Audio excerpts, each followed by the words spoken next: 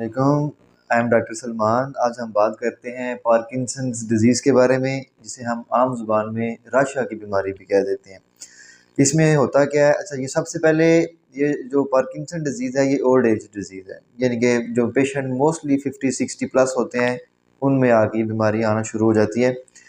इसमें कुछ science and symptoms हैं, वो भी हम चलें अभी डिस्कस कर लेते हैं। राशा में आपको पता है कि जी क्या रेस्टिंग ट्रेमर्स होते हैं, पेशेंट को हाथ काँपते हैं पेशेंट के, ठीक है जी। सबसे पहले जो है ना, ये सबसे जो ज़्यादा लोगों में अलामत आती है, यही आती है कि जी रेस्टिंग ट्रेमर, ठीक है। कई इसको पिन रोल ट्रेमर भी कह देते हैं। उसके बाद क्या होता है? ब्रेडिकाइनेसिया और एकाइनेसिया, यानी कि स्लोनेस इन द मूवमेंट, हरकत में स्लोनेस आ जाती है, आहिस्तगी आ जाती है। कोई भी चीज़ उठाने लगेंगे तो बड़ा ही आहिस्तगी से, बड़ी एफर्ट के साथ हाथ आगे बढ़ाते हैं, और किसी भी चीज़ की तरफ जाते हो तो हाथ में बड़ी स्लोनेस और क्या कह लें कि स्लोनेस ऑफ मोशन आ जाता है इसमें सबसे ज़्यादा। अच्छा, उसके बाद रिजिडिटी, हम कहते हैं कोग व्हील रिजिडिटी। इसमें क्या होता है? हम जब पेशेंट का बाजू पकड़ के उसको हम जब फ्लेक्स करने की कोशिश करते हैं, या कोई भी टांग है उसको फ्लेक्स करने की कोशिश करते हैं, तो हमें ऐसे लगता है कि मरीज़ जो है ना वो रेजिस्ट कर रहा है। रुक रुक के लॉस ऑफ रेजिस्टेंस आती है, फिर थोड़ी रिजिडिटी आ जाती है, सख्ती आ जाती है, फिर थोड़ी सी और सख्ती आ जाती है। ये हमें क्लिनिकल फाइंडिंग में आपको बता रहा हूँ। जब हम मरीज़ का चेकअप करते हैं ना, तो हमें ऐसे फील हो रहा होता है कॉग व्हील रिजिडिटी। मैं आपको साथ में ना एक छोटी सी डायग्राम भी बता देता हूँ। इसमें क्या होता है कि मरीज़ को रेजिस्टेंस फील हो रही होती है जब हम उसका बाजू फ्लेक्स करने की कोशिश कर रहे होते हैं। अच्छा, इसके अलावा और भी इसमें जब मरीज़ की जो है वो पोकर फेस हम इसको कह देते हैं, यानी कि एक एक्सप्रेशन लेस फेस, थोड़ा सा मरीज़ झुक जाता है, ठीक है। और उसके अलावा मरीज़ छोटे छोटे कदम उठाता है। ये सारी चीज़ें राशा की बीमारी में हो जाती हैं। अच्छा, अब इसमें हम डिटेल से बात नहीं करते, क्योंकि हमारी वीडियो ऑलरेडी आपको पता है काफ़ी ज़्यादा एक्सटेंसिव हो जाती है, तो मैं अभी थोड़ा सा कंप्रोमाइज़ कर रहा हूँ इसमें, तो बहुत सिलेक्टिव सी चीज़ें मैं आपको बताऊँगा, ठीक है। अच्छा, अब इसमें और इसके अलावा भी जो है पोकर फेस मैंने बता दिया, इंस्टेबिलिटी, रिजिडिटी, ट्रेमर, ये सारी चीज़ें मोस्टली होती हैं, और लेट फेज़ में आगे डिमेंशिया यानी कि भूलने की बीमारी भी लग जाती है।